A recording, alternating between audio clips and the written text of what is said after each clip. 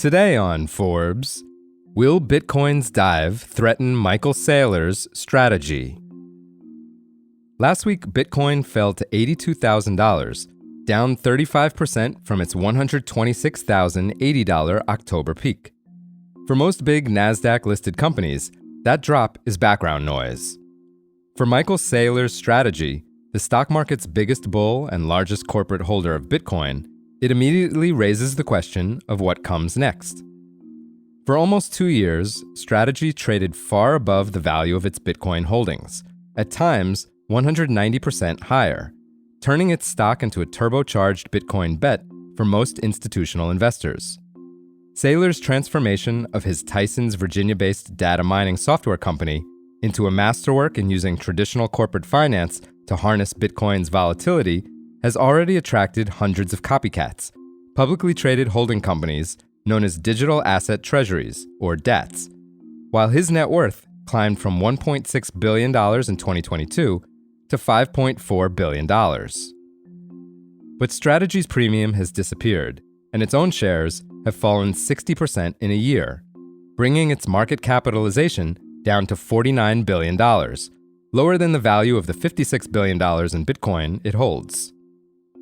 Last month, S&P Global Ratings assigned Strategy a B- credit rating, deep into junk territory, citing, quote, high Bitcoin concentration, narrow business focus, weak risk-adjusted capitalization, and low US dollar liquidity as weaknesses. JP Morgan analysts also warned in a recent note that Strategy is at risk of being removed from major benchmarks, including MSCI USA and the NASDAQ 100. If MSCI moves ahead, as much as $2.8 billion could flee the stock, with more at risk if other index providers follow. Passive funds tied to Strategy account for nearly $9 billion of exposure. A removal would not only force selling, but drain liquidity from a stock whose high trading volume has long been one of its main attractions for institutional investors. And while Strategy has met S&P 500 inclusion criteria for 2 straight quarters, it has not been added and isn't likely given its Bitcoin woes. Saylor, ever the evangelist, is not retreating. Never mind equity, he says.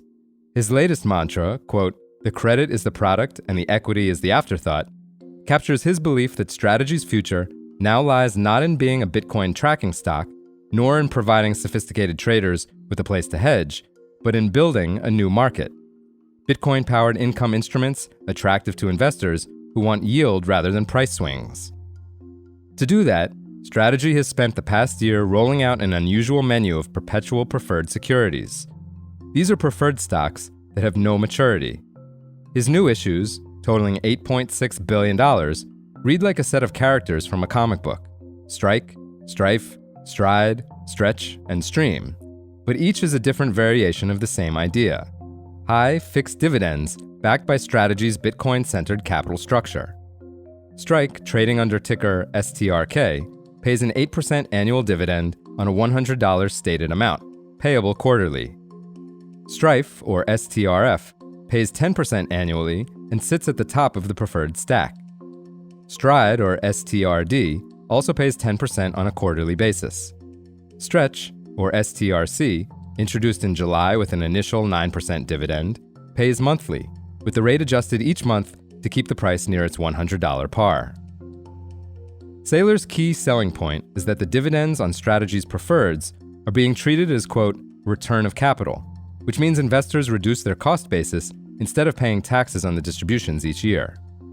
For taxable investors, that translates into a significantly higher effective yield than similar corporate preferreds. But the latest downturn in Bitcoin has hit Strategy's new preferreds. STRC now trades below its $100 par and yields roughly 11%. The euro-dominated STRE, announced earlier this month, fell below its €100 issue price in under 2 weeks. Its yield has gone from 10% to 12.5%. Investors are no doubt concerned about Saylor's ability to cover his interest costs in a prolonged Bitcoin bear market. Between preferred dividends and interest on its convertibles, Strategy now faces roughly $700 million a year in payments. For full coverage, check out Nina Bambasheva's piece on forbes.com. This is Kieran Meadows from Forbes. Thanks for tuning in.